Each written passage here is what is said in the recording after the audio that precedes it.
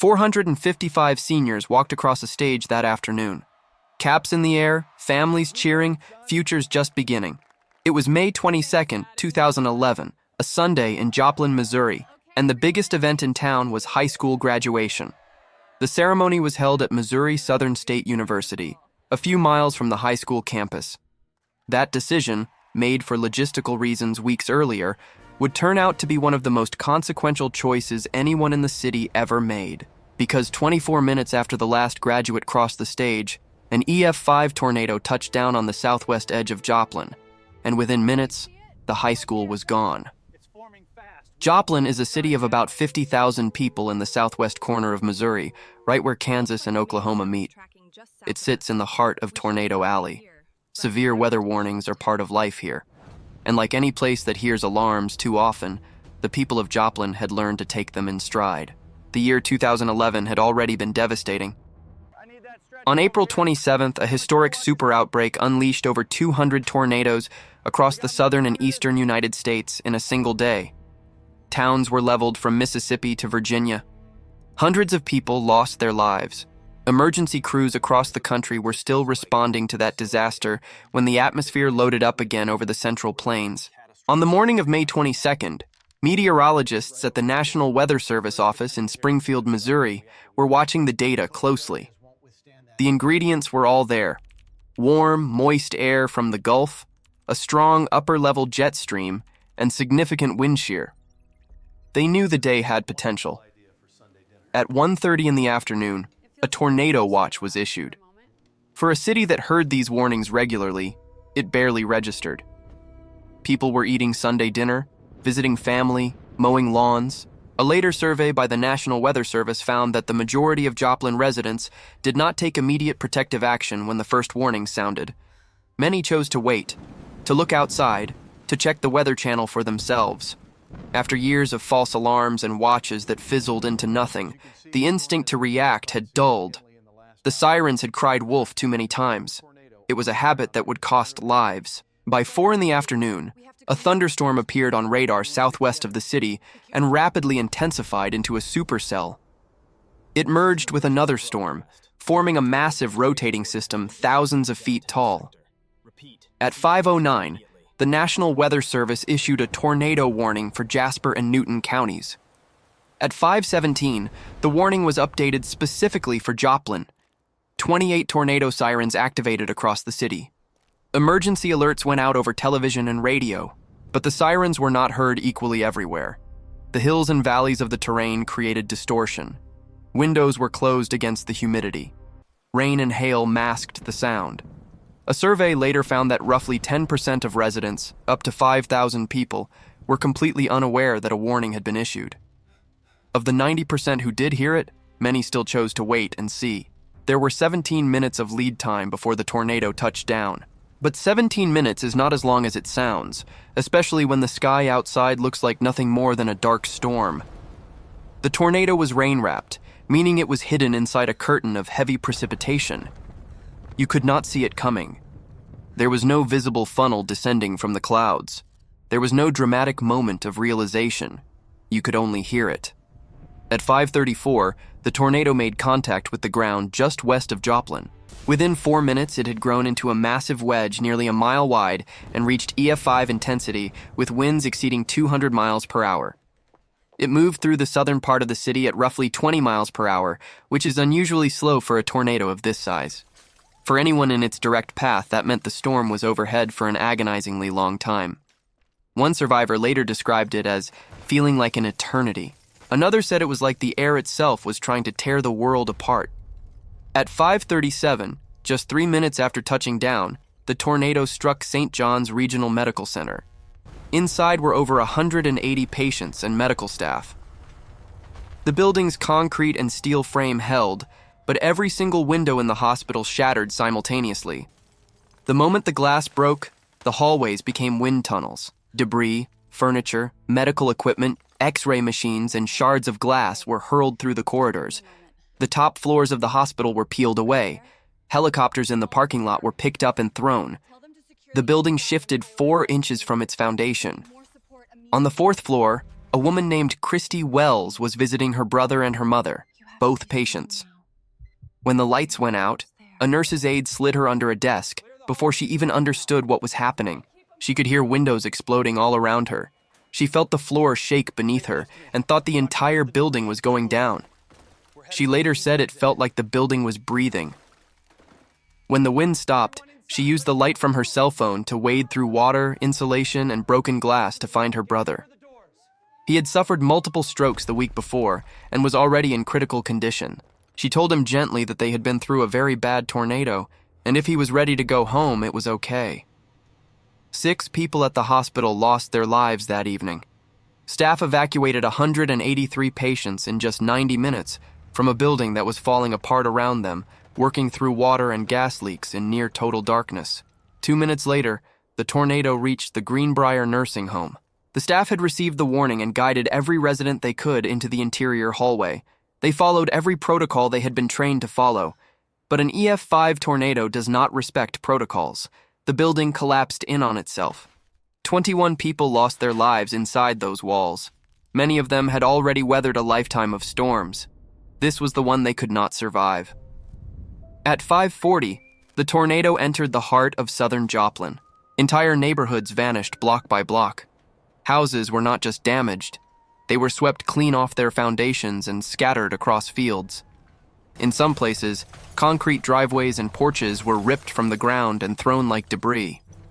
Vehicles were hurled blocks from where they had been parked, and some homeowners never found their cars at all. Steel fence posts were bent flat to the ground in opposite directions. A 2x4 board was found driven completely through a concrete curb. Pieces of cardboard were embedded in stucco walls that remained standing. The wind turned everything into a weapon, and every object in the air became lethal. Joplin High School took a direct hit. The newer wings of the building were destroyed entirely. Surveillance cameras captured the moment the hallways exploded, windows blasting inward, walls collapsing, ceilings caving in. Steel beams and pieces of fencing were driven deep into the ground in the fields near the school. A school bus was thrown into a nearby bus garage. Had the graduation ceremony been held at the school instead of at the university campus miles away, hundreds more families would have been inside when it was destroyed. Days later, pieces of the school were found more than 60 miles from the city. At 2302 Iowa Avenue, a 51-year-old social worker named Mark Lindquist was working his shift at a group home for adults with disabilities. When the sirens went off, Mark grabbed mattresses and placed them over 3 middle-aged men with Down syndrome, then lay across them with his own body to shield them. The tornado ripped the building apart and threw Mark more than 2 blocks. He was found buried in the rubble of someone else's home, impaled on a piece of metal, with every rib in his body broken and most of his teeth knocked out. He spent 7 weeks in a coma. The 3 men he had covered did not survive. When Mark finally woke up, the first words he said were asking if they were okay.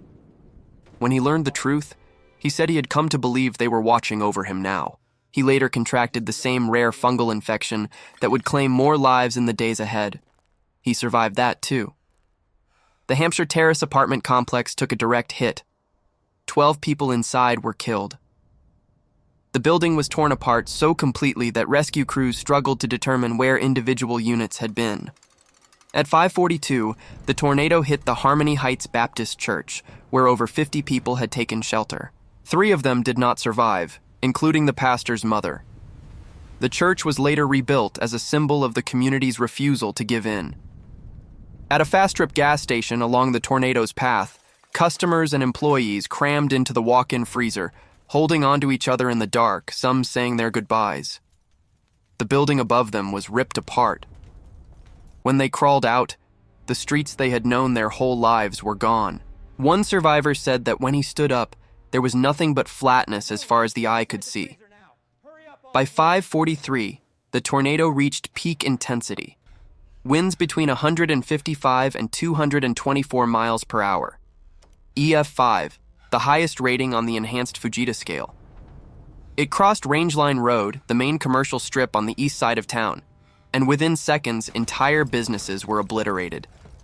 The Pizza Hut, the Walmart, the Home Depot, an AT&T store. Cars in parking lots were crushed beyond recognition, thrown into nearby businesses, wrapped around trees and power poles. A bank was completely destroyed. The only thing left standing was the concrete safety deposit vault. At the Pizza Hut on Rangeline Road, a 26-year-old manager named Christopher Lucas saw the storm bearing down. He had 4 employees and 15 customers inside the restaurant. He herded everyone into the walk-in freezer, the only structure with tie-downs that might hold. But the freezer door would not lock from the inside. So Lucas grabbed a bungee cord, wrapped it around his arm and the door handle, and held it shut with his own body. When the tornado hit, the building disintegrated around them. A coworker grabbed Lucas and tried to hold on, but the force ripped the door open and Lucas was pulled out into the storm. Everyone inside the freezer survived. Christopher Lucas, a Navy veteran and father of 2 with a 3rd child on the way, did not. He had a tattoo on his arm that read, "Protector, Savior, and Guardian." At the Home Depot on Rangeline Road, an employee named Dean Wells saw a young father running toward the entrance carrying 2 small children. Wells unlocked the doors to let them in and was leading them toward the back of the store when the walls collapsed. A 50-ton concrete panel came down on top of them. Dean Wells, the father, and both children were among those who did not survive. His daughter later found a note he had written on a church program shortly before the tornado. It was a quote about giving yourself for others. She did not know when he had written it, but it defined the last moments of his life. The tornado crossed Interstate 44 at 5:48 and exited the city. It stayed on the ground for another several miles through rural Jasper and Newton counties before dissipating at 6:12. It had been on the ground for 38 minutes and carved a path over 21 miles long. When the wind stopped, Joplin was unrecognizable. Survivors who had lived in the city for decades could not find their way around. Streets they had driven their entire lives were gone. Landmarks had vanished. The landscape was flat in every direction, reduced to piles of splintered wood, twisted metal, and shattered concrete. The smell of natural gas hung in the air. Smoke detectors chirped from rubble where no building stood. In the silence that followed, the only sounds were alarms, sirens in the distance, and people calling out names. A reporter for the Joplin Globe said he saw people wandering through the streets covered in mud, some of them not knowing where they were or whether their families were alive. Under the rubble, voices could be heard. People were trapped. The death toll was still unknown, and it was far too early to exhale. Every hand was needed. Hospitals, doctors, anyone who could help. The city became an improvised rescue operation before any official response arrived. Neighbors pulled neighbors from collapsed homes with bare hands. Strangers carried the injured on doors torn from hinges and used them as stretchers. The death toll climbed in the hours and days that followed. In the end, 158 people lost their lives. Over 1,100 were injured. More than 8,000 structures were damaged, and over 4,000 homes were destroyed. 15,000 vehicles were wrecked. The total damage reached $2.8 billion. It was the deadliest tornado in the United States since 1947 and the costliest ever recorded. In the days after, a new and invisible threat emerged. Mucormycosis, a rare and aggressive fungal infection, appeared in survivors with open wounds. The tornado had driven soil and organic matter deep into tissue at 200 miles per hour. 18 cases were documented. 5 more people died from the infection, bringing the total loss even higher. But Joplin did not break.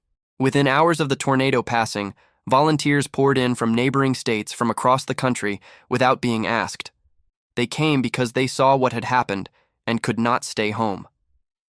Within 3 years, school bells were ringing again. A new hospital, Mercy, opened to replace the one the tornado had destroyed. The Joplin city manager would later call the recovery the miracle of the human spirit. And in the heart of the damage zone, Mercy Park was built where ruins once lay, a quiet space dedicated to those who were lost and those who chose to stay and rebuild. Don Lansaw covered his wife in their bathtub and shielded her with his body as their house disintegrated around them. She survived. He did not. When asked how she made it through, she said 4 words. He covered me up. Joplin proved that the worst tornado ever recorded could flatten a city, but it could not flatten the people in it. The buildings came back, the schools came back, And every year, on May 22nd, the city goes quiet for a moment to remember what was lost and what was found in the rubble. Not just wreckage, but the kind of courage that only shows up when everything else is gone.